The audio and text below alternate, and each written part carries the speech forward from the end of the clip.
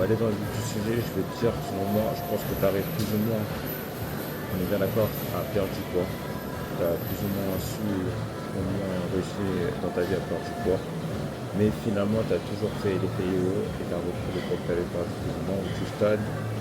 Ou sinon, tu arrives à perdre du poids, mais on va dire que la graisse que tu as au niveau du ventre, elle est toujours là. Et du coup, tu as du mal à la faire partir. Au niveau des bourrelets, au niveau des bourrelets, au niveau de ton dos, la graisse au niveau des bras, c'est toujours là aussi également.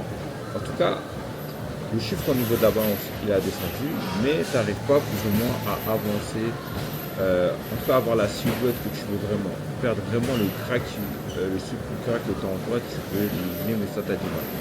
Ok. Du coup, là, je vais t'expliquer un peu selon moi les choses qui te manquent, auxquelles sont les choses que tu pourras mettre en application dès aujourd'hui par rapport à ça. Ok. Donc là, selon moi, la première chose déjà, c'est forcément, tu as peut-être dû comprendre le principe qu'il faut forcément faire un déficit calorique pour perdre du poids, et c'est ce que tu as pu mettre en place. Mais au-delà de ça, du coup, au niveau de tes répartitions, par exemple, de ton assiette, tu vas être plus ou moins à essayer de mettre des légumes dans ton assiette, tu vas être plus ou moins à mettre un peu de féculents, tu vas être plus ou moins à mettre des protéines. En tout cas, tu respectes ces trois portions macronutrients, mais peut-être qu'au niveau de tes protéines, première chose, c'est pas des protéines de qualité que tu manges. Peut-être que tes protéines ne sont pas forcément plus basées dans tout ce qui est charcuterie, viande d'Inde ou des choses comme ça, ou poisson frit ou des choses comme ça, poisson pané. Et pour moi, selon moi, je pense que tu devrais avoir une source de protéines un peu plus qualitative. Parce que pourquoi? Parce que forcément, tu verras que ce sera en termes de satiété, tu te sentiras forcément, tu le ressentiras au niveau de ta société. Mais aussi également qu'au niveau de ton aspect physique, ça va rapporter vraiment les éléments nécessaires dans ton enveloppe musculaire.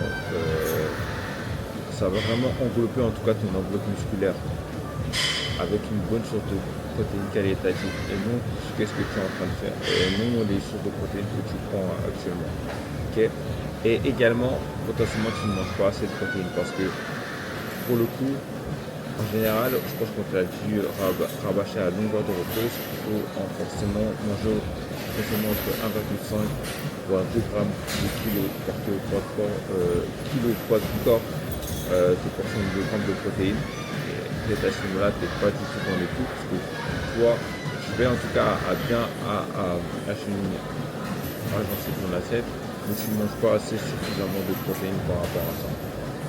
Donc, plus ou moins, le fait de ne pas manger assez de protéines, potentiellement, ça peut ralentir aussi ton métabolisme et aussi ralentir un peu par rapport à ton processus qui est de perdre du poids.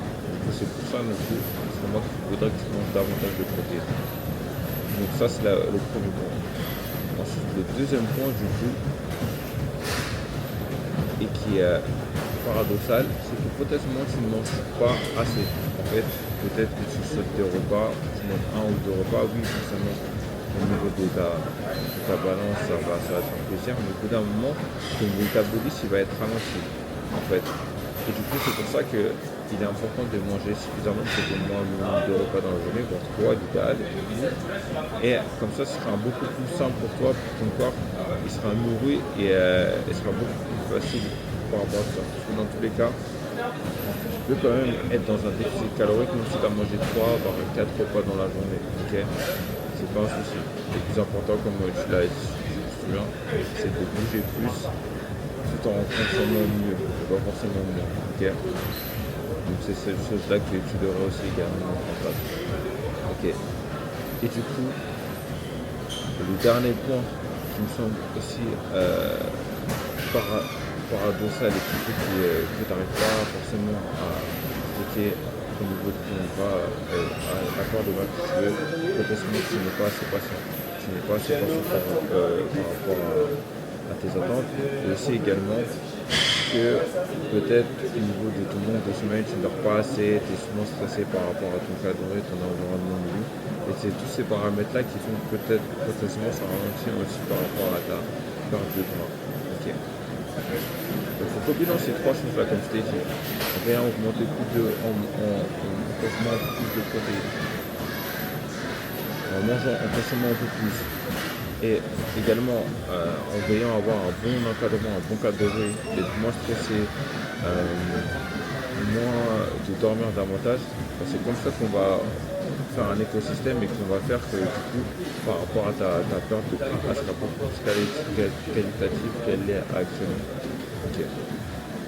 Voici selon moi les paramètres que je mettrai en place, que je te donnerai par rapport à ça pour accélérer ton processus.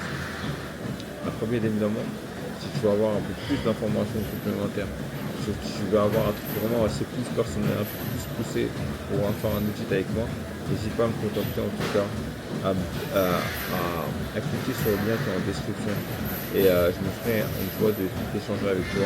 Ce sera un appel sur lequel en tout cas je pourrais faire le point avec toi et voir un peu appuyer vraiment sur les choses qui sont fondamentales dans ta transformation physique.